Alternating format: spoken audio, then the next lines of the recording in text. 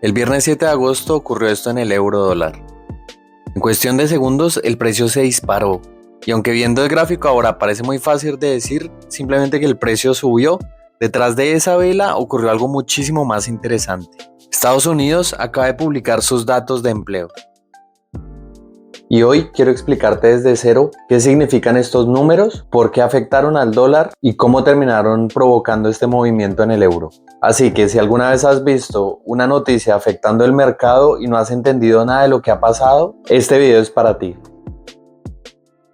Primero necesitas entender algo muy sencillo. Cuando observamos euro con dólar estadounidense, el euro es la divisa base y el dólar es la divisa cotizada. Simplificándolo mucho, si el dólar pierde fortaleza, el euro va a subir su valor, y si el euro pierde fortaleza, el dólar va a subir su valor. Recuerda esto porque es esencial para entender lo que sucedió. El NFP o Non-Farm Payrolls forma parte del informe mensual de empleo de Estados Unidos. En términos sencillos, nos ayuda a observar cómo está evolucionando el empleo en la economía estadounidense. Es uno de los informes económicos más observados por los mercados porque el empleo nos puede dar pistas sobre la fortaleza de la economía. Y esto es importante porque la Reserva Federal tiene en cuenta las condiciones del mercado laboral junto con la inflación cuando toma decisiones de política monetaria. Por eso, un dato de empleo puede terminar afectando las expectativas sobre las tasas de interés, y esas expectativas pueden afectar al dólar. Ahora quiero enseñarte algo que todo principiante debería entender cuando abre un calendario económico. Vas a encontrar tres columnas. Actual es simplemente el dato actual, el que se acaba de publicar. El forecast es lo que los analistas esperaban aproximadamente que ocurriera. Y el previous es simplemente el resultado del mes anterior. ¿Por qué importa tanto el forecast? Porque los mercados constantemente están formando expectativas. Si todo el mundo está esperando algo en el mercado y ocurre algo completamente diferente, el mercado tiene que procesar nuevamente toda la información. Y cuanto mayor sea la sorpresa, mucho mayor puede ser también la reacción. Bueno, pero ¿qué ocurrió el viernes? Vamos a ver los datos uno por uno. El primer indicador que tuvimos es el Non-Farm Employment Change. Simplemente nos muestra la variación de empleos que hubo durante el mes. Durante este día fue de menos 23,000 y se esperaba que fuera de más 85,000. En lugar de producirse el crecimiento esperado, las nóminas no agrícolas registraron una caída. Estamos hablando de una diferencia enorme frente a las expectativas. Pero la historia no terminó ahí. El dato de junio también fue revisado a la baja, hasta aproximadamente 20,000 empleos.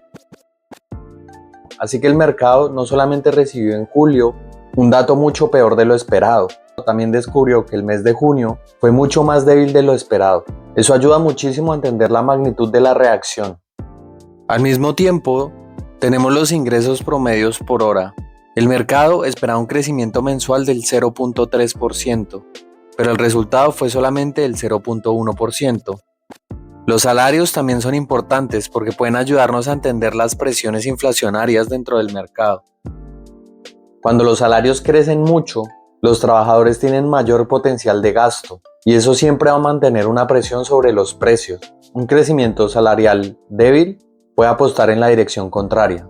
Y aquí ya tenemos dos piezas apuntando a un mercado laboral débil. Y acá aparece algo que puede confundir mucho a cualquier principiante, ya que si el empleo salió tan mal, ¿por qué la tasa de desempleo bajó?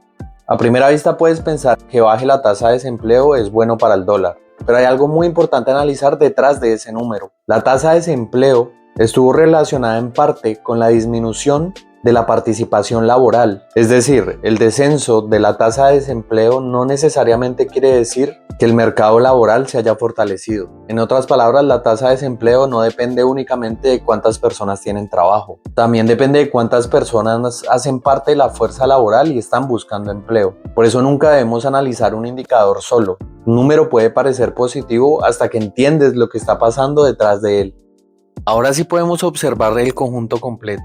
El desempleo parecía ligeramente positivo, pero el enorme fallo del empleo, el menor crecimiento salarial y las revisiones de meses anteriores hicieron que el informe en conjunto fuera interpretado como una señal de debilitamiento del mercado laboral. Con un mercado laboral más débil hay menos presión para subir las tasas de interés, por eso caen las expectativas y eso crea una presión sobre el dólar. y como resultado, el dólar termina bajando y el euro termina subiendo fuertemente a la alza. Ahora que entiendes la noticia, volvamos al gráfico. Aquí todavía el mercado no conoce los datos.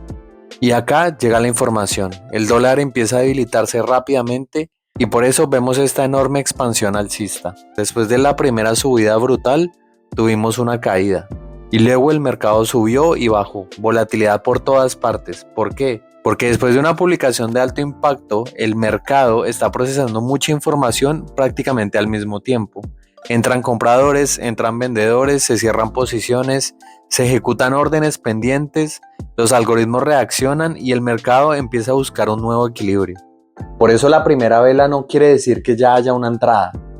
Y aquí es donde muchos principiantes cometen un error.